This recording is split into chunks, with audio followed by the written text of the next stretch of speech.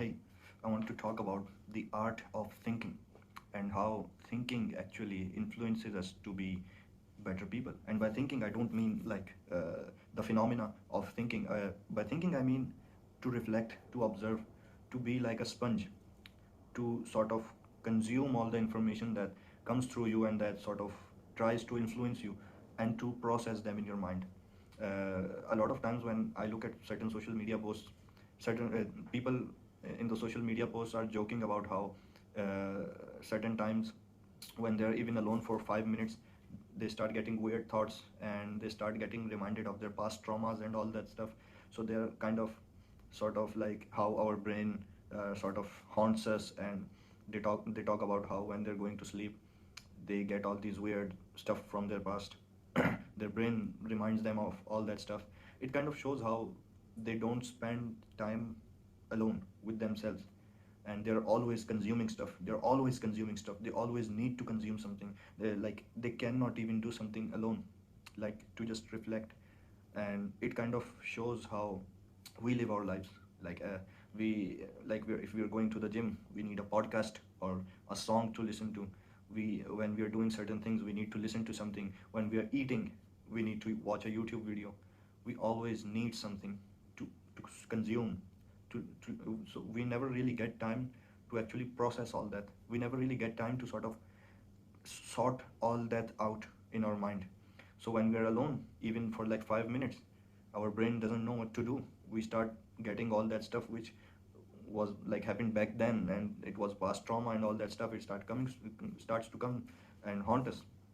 So I personally figured out, due to personal circumstances and due to a habit of mine which I have from the beginning, and that is to have long walks, certain long walks, for an hour or something, where I would just think about stuff.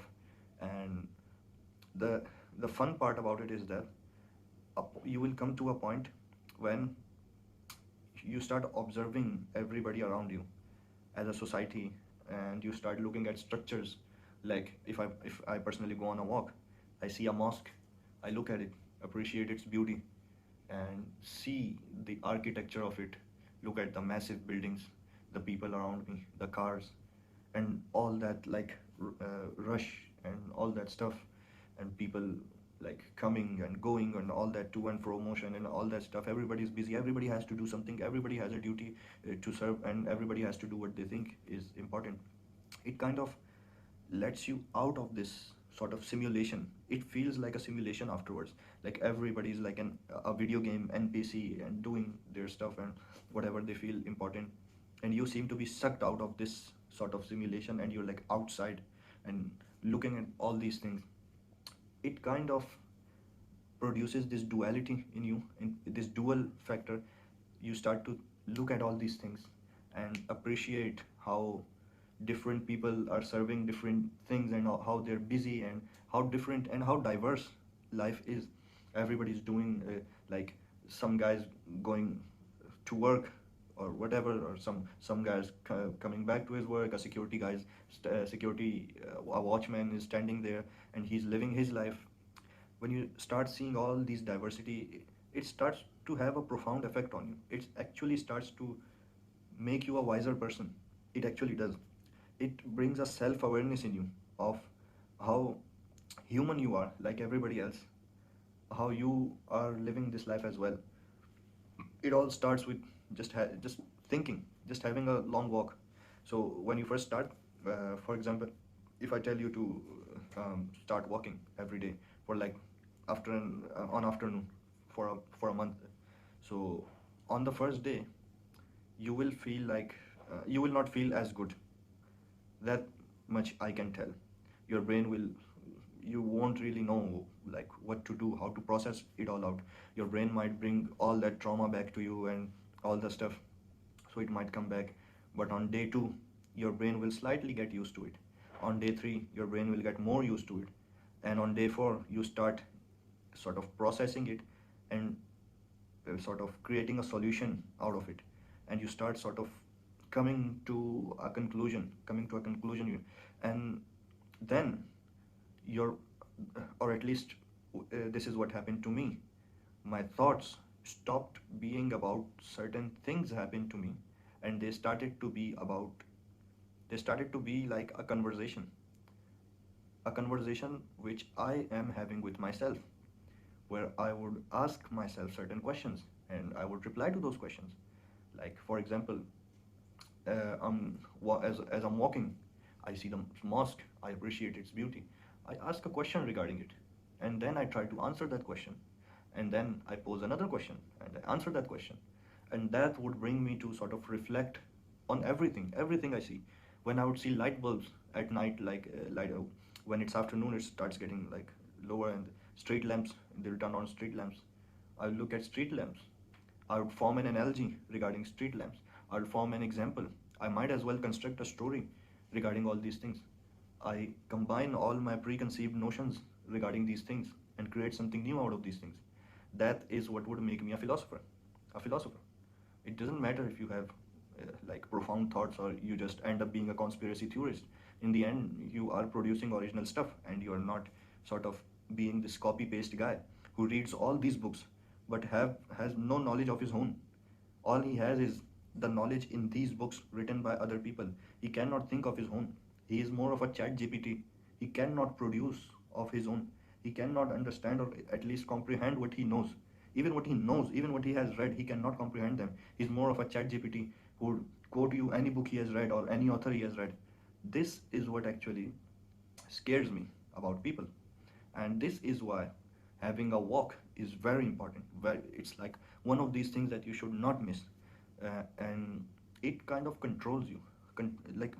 Not doesn't control you. It rather puts you puts you under the control. It feels afterwards that everything is under control, and a time would come when even a small walk would help you quite a bit. The best thing that it creates is self-awareness, which is, if you are a self-aware person, you you can say you're the top G. If you are a self-aware guy, at least 75% of your problems are like they're over. They're like, because you know where your problem lies. You know how to fix your problems. You know how to diagnose yourself, and a lot of your mental issues will easily get fixed because you know where the issue lies. Another thing these long walks and thinking and reflecting does is that it cures a lot of your mental issues. At least it did for mine. I do not know about others. It did for me personally.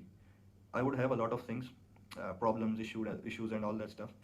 A lot of them actually I sort of got through by just thinking about them and figuring out a way out of them. And I was successful. Alhamdulillah, I was successful, and it was really good for me. And it helped me quite a lot. It helped me quite a lot. So that's why thinking, having long walks, just thinking about these things, just reflecting is very important. It is important for your mental growth, yourself, like yourself as a person, as a personality, where you can fix yourself. It is good for your spiritual growth. It is very important for your spiritual growth because reflection is one of those key things that you should hold on into for your spiritual growth. It makes you a better person. Another thing which I might as well add, it's not completely relevant to the point of reflecting and going on walks, but when you're on walks and after the first phase where your brain gives you random anecdotes of what happened back then, there, and all that, you should always try to criticize certain habits of yours or yourself in general. You should, like, when you're thinking, your brain sometimes creates scenarios where you're the hero, where you're like the main guy and all that stuff. Whenever your brain starts creating such scenarios, you should stop them. At that time, you should start criticizing yourself and start being realistic. That's when your brain stops producing all those imaginative and egotistical things and starts having realistic thoughts and starts having better thoughts. So that personally helped me quite a lot as to become a good person. But I am not a good person by all means, but started me to sort of influence me to have good in me. So yeah, that's it for now, and yeah, see ya.